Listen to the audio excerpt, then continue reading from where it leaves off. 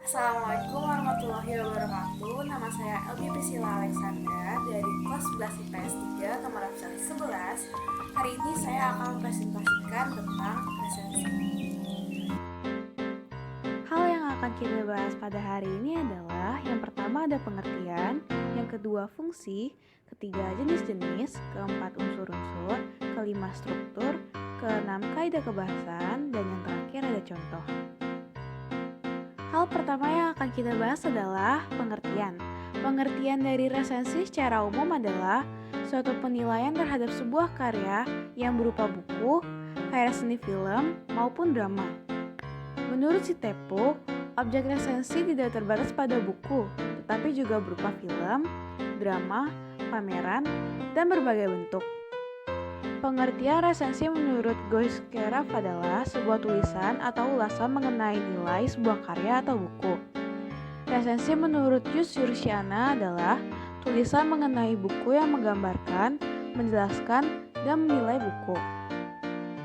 Nah, sekarang kita masuk ke fungsi dari resensi tersebut.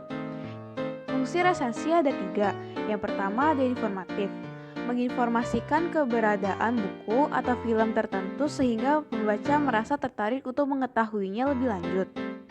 Fungsi kedua ada fungsi komersial, mempromosikan produk baru untuk kepentingan komersial. Untuk yang ketiga, fungsi akademik. Fungsi akademik berfungsi sebagai interaksi antara penulis atau pengarang buku, penerjemah, editor, dan presensi dalam pembentuk wacana keilmuan mengenai topik tertentu. Jenis-jenis dari resensi ada 3. Yang pertama ada informatif. Maksud dari informatif tersebut adalah resensi disampaikan dengan singkat dan umum dari keseluruhan buku. Yang kedua ada deskriptif. Maksudnya adalah resensi membahas secara detail pada setiap bagian atau babnya. Untuk yang terakhir ada kritis. Resensi mengulas detail buku menggunakan metodologi dan biasanya objektif dan kritis dalam menilai isi buku. Unsur-unsur dari resensi ada 5. Yang pertama, judul resensi, yang kedua data buku, yang ketiga pembukaan, yang keempat isi, dan yang kelima penutup. Nah, sekarang kita masuk ke struktur teks resensi. Yang pertama, ada identitas, meliputi judul, pengarang, penerbit, tahun terbit, lalu tebal halaman, dan juga ukuran dari sebuah buku. Yang kedua, ada orientasi, penjelasan mengenai kelebihan buku seperti penghargaan yang pernah diperoleh dari buku yang diresensi. Yang ketiga, ada hipnosis, ringkasan yang menggambarkan sebuah pemahaman penulis terhadap isi novel. Yang terakhir ada evaluasi. Isinya paparan mengenai kelebihan dan kekurangan suatu karya. Kaidah kebahasaan dari teks resensi. Yang pertama, menggunakan konjungsi penerang. Contohnya adalah bahwa, yakni, yaitu, adalah, dan ialah. Yang kedua, menggunakan konjungsi temporal. Contohnya seperti sejak, semenjak, kemudian, akhirnya, setelah, dan lalu. Yang ketiga ada menggunakan konjungsi penyebaban. Contohnya ada karena dan sebab. Untuk yang terakhir adalah menggunakan pernyataan yang berupa saran. Contohnya seperti jangan, harus, hendaknya, ayo, dan mari.